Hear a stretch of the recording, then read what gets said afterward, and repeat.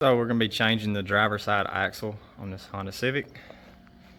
There's our axle. We're going to try to make this short, sweet, and simple because we are delaying the Cummins project.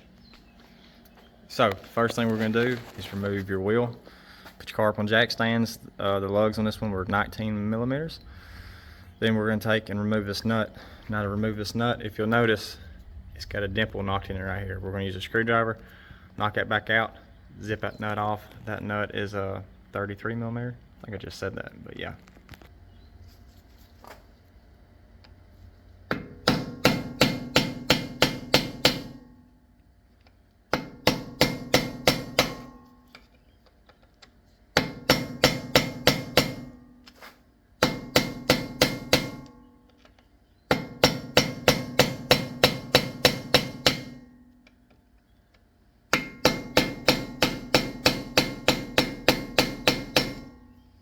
There she is.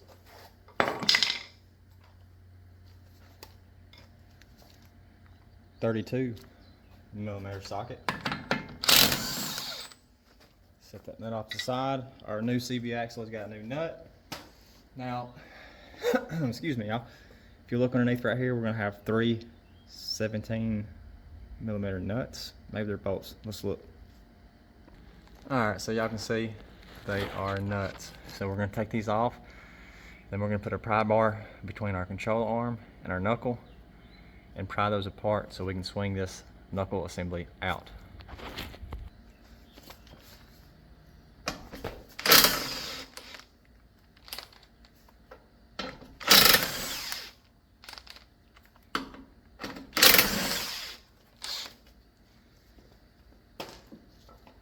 Just like that.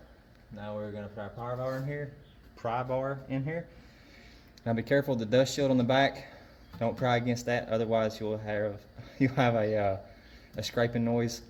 It'll make a horrible noise when you put everything back together. So if you've got that going on after doing this, double check this shield on the back side and make sure it's not bent into your rotor.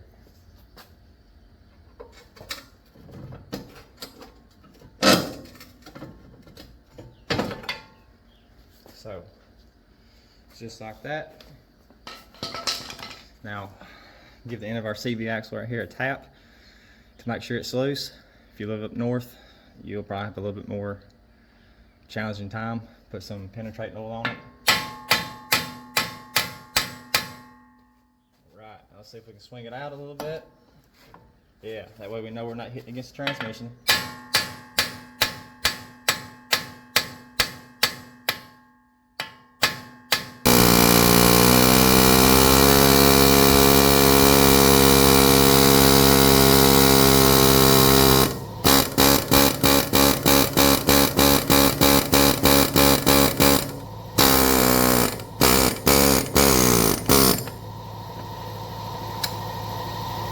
There she is. I had to get the old air hammer out, but it made easy work of it.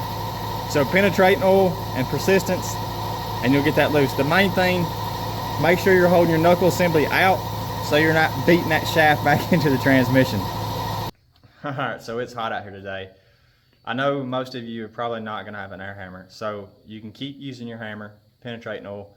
The main thing is just pull that knuckle back and make sure that you're not driving that CV axle straight into the transmission. As long as you've got some pullback on it, you're good. You just want to make sure you got some slack so when you do knock it loose, you don't jam it back into the transmission. So now, let's take it out. So all we're going to do is pull this knuckle assembly back out of the way while we're pulling the CV axle out, like that. Let her sit right there. And now we've got to pop it out of the transmission side. So let's see if we can get y'all a shot of that, because that's probably going to be the most difficult part for most of us. So if you follow your CV shaft all the way back to the transmission, you'll see where it goes in. Usually a good pop will get these loose. It's usually better to give them a pop than it is to try to just gently pry them. So what we're going to do is we're going to stick a pry bar between it and the transmission and see if it will pop loose. And hopefully we don't lose a bunch of fluid. Some of these you'll lose fluid, some of them you don't. If you've got your car jacked up on the driver's side and the passenger side is down, you probably won't lose much. So we're gonna see if we can do this without this CV axle coming back and hitting the camera and without losing a bunch of fluid. And then once we get it out, I will show you where I'm putting the pry bar.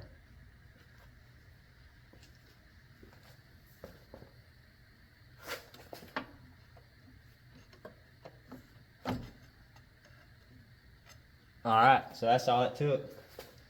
So now, let me move y'all back and let's see if we can pull this thing out and see if we lose a bunch of fluid. All right, here we go, if we can do this without.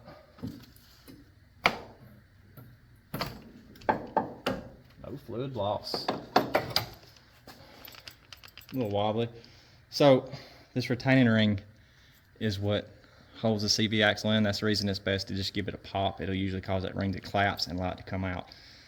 Now where we're prying is between this lip and the transmission, but as you can see, you do have a seal up in that transmission, so you don't want to you don't want to push anything up in there or pry against it. You want to just put your pry bar up there and pop against this CV axle. So let's stick the new one in.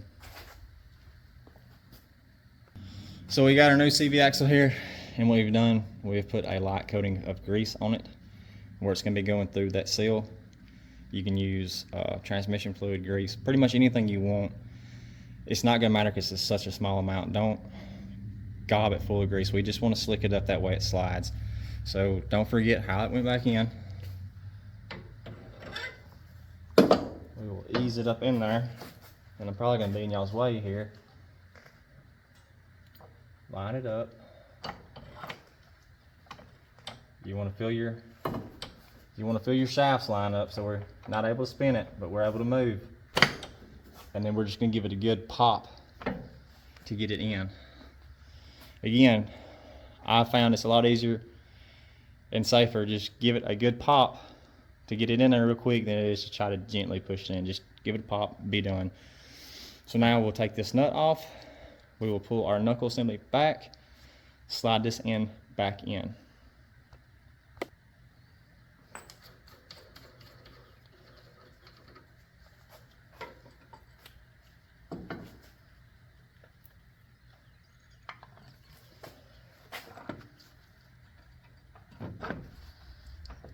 Again, check that your splines are lining up like they're supposed to. Then we are going to start our nut. So we're doing good, you're doing good. You're almost done with this job. Now we're going to pry this lower control arm down, line our studs back up the holes, and set them back in.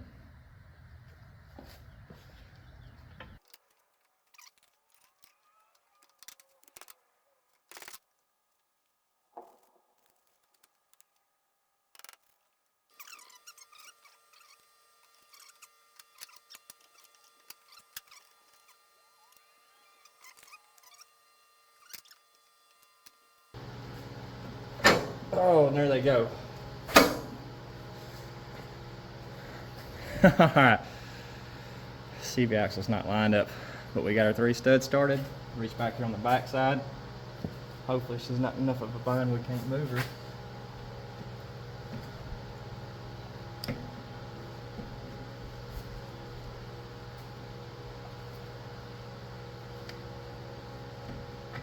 There she is. Whew. Alright. Slide that CV axle out like that. We'll go ahead, start our new nut. We're going to take our 17s and put them back on. We got a little dab of blue Loctite on them. I like blue Loctite. It's not impossible to remove, but it helps hold stuff on. And I could not find a torque spec for the 17, so we're going to snug them up pretty good. And then we will tighten our big nut on the 1.5s. I think it's like 180-ish foot-pounds. On the 2.0s, maybe 130-ish foot-pounds. But it's gonna be tight nonetheless.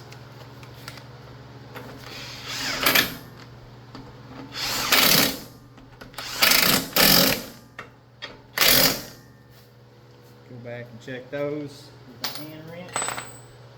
Then we'll take and tighten up our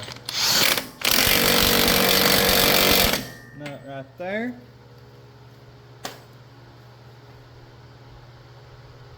Now that it's tight, don't forget we've got to put our little dimple back in it. This is going to keep it from backing off if something stupid happens.